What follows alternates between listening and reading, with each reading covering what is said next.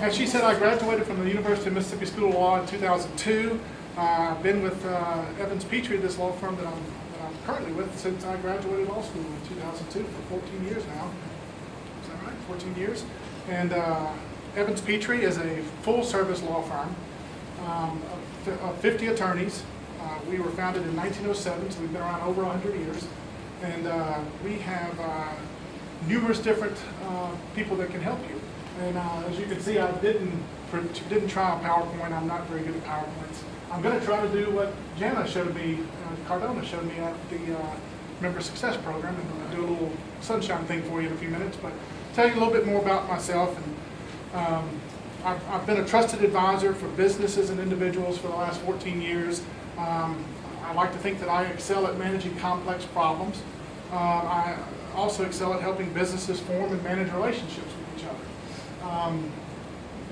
I have worked with businesses in multiple industries, including healthcare, distribution, business services, real estate, technology, and professional services. So who should you refer to me? The answer probably differs by what practice area you're in. If you're looking at individuals, I can help them with, done over the years, adoptions, estate planning, property tax appeals, disputes with employers, and believe it or not, accidents causing personal injury.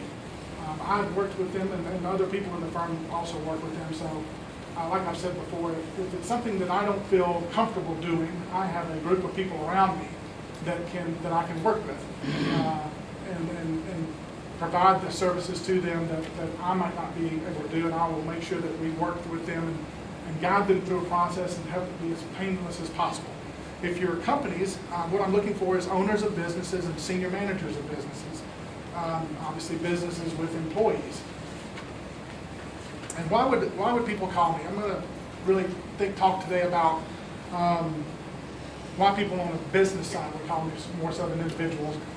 Maybe when I get a little bit more comfortable, and hopefully 16 weeks from now or so, I'll come with a little PowerPoint to kind of give you a little bit more of an overview of different types of law. But today I'm just going to talk about why would people call me. If you're starting a new business, especially ones with multiple owners, work with owners of new businesses to make sure they are thinking progressively about their business and try to ensure that any problems do not arise down the line.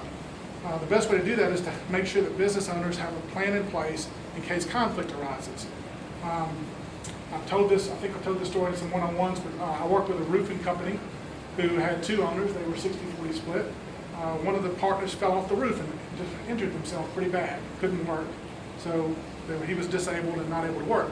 The problem was, and this was thankfully somebody that I didn't work with putting the operating agreement together with, they came to me after the fact and said, what can I do? I've got this person here that can't work anymore, and I have to split the business with them 60-40. But they didn't have a provision in their operating agreement that said what to do if a person becomes disabled. So unfortunately, in this situation, we had to actually shut the business down and restart it as a new business because the other gentleman was not very amenable to doing anything, to being bought out. So what you want to do when you're putting together your business with multiple owners is you want to make sure that there's a process in place for whenever a conflict arises. If not, you're going to be stuck under Tennessee law. So that's one thing I can do when you're starting a new business.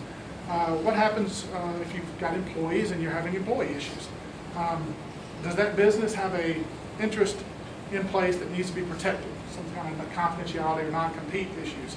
We can review the issues and suggest either confidentiality agreements or non-compete agreements when appropriate. And also, is the business having trouble with an existing employee? If that's the case, we may need to consider whether or not they can terminate the employee. Tennessee's a right to hire state. Normally there's no problem with terminating an employee, but you never know. You might have a contract in place with them where there are certain things that you can and cannot do. I recently worked with a specialized business here in town that their lead sales agent left, started taking customers with them. They in this case had a non-compete, so we were able to kind of talk to both the new business that he went to work with and the employee themselves, although I'm sure he knew he had a non-compete, but we were able to stop him from doing the things that he was doing. You want to make sure that there's a situation that is where you would need a non-compete. I mean, not every business has a protectable interest, so that's another thing that you need to think about as a business owner. Also, I've talked about this before, when you're hiring service providers and vendors, do these issues require that you have a contract in place? If not, should you have it? I can aid and advise a business on the details of what a service provider will do for the company. I can also advise a business on what, how, and when a vendor will supply products to the company. A couple of things that I've done recently for groups. There's a restoration group that I work with here. They decided to start a new business section of their business where they're going to, they do textile restorations in fires and floods and things like that. What they're going to start doing is electronic restoration, cleaning up electronics. They needed a contract to provide services to the customers because in many cases the insurance agent will pay directly to the restoration company rather than to the client when they do the work. So they needed a contract in place, and one of the things they needed was to make sure that they were protected if they come across any which Shannon would know a lot about, when they come across personal identification issues on their computers. So they want to make sure that they are meeting all the privacy issues here in Tennessee and federal. Also a local business that I've worked with that wanted to import product from a company in England. So we put together a distribution agreement, and it had to comply both with U.S. and English law. So I've done a number of things, and I'm also actually about to see a general contractor here in town who has a breach of contract issue where the specifications of the job changed mid-job, but the pay didn't go up. So he's thinking about this is going to really put a big strain on his business, and he wants to know what he can do about it. So actually that came from another BNI member in another group. So I'm going to try this sunshine thing. I work with healthcare industry and have for years. That was really my specialty for a number of years, is working with healthcare. I work with all aspects of the healthcare industry.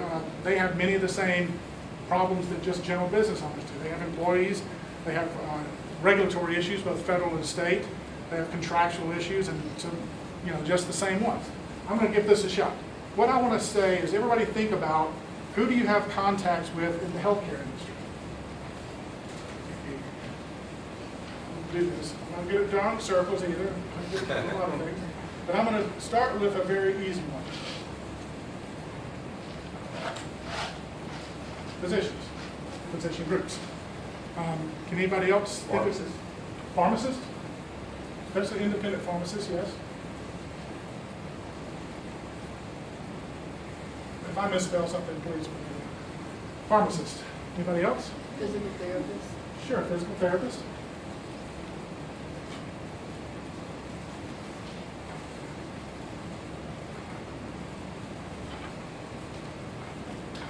Okay.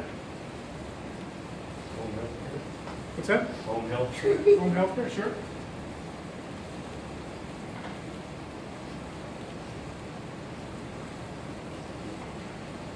All right. Like chiropractors? Yes. Sure.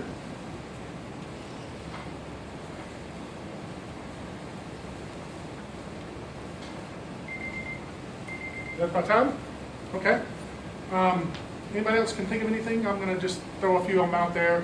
Dentist, billing companies that do physician billing, health insurance companies, staffing companies, optometrists, management services, and banking people who deal directly with professional people like physicians. So I can't believe I actually took 10 minutes. So thank you very much. And if anybody else can do a one-on-one, I can answer questions in a one-on-one setting. So